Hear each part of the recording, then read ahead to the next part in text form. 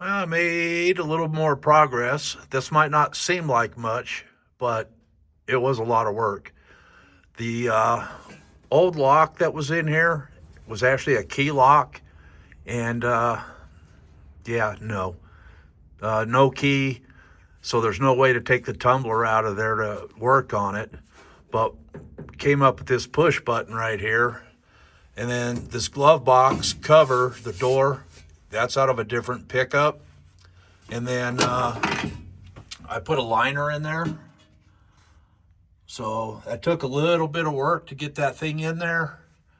But all in all, that looks pretty badass, you ask me.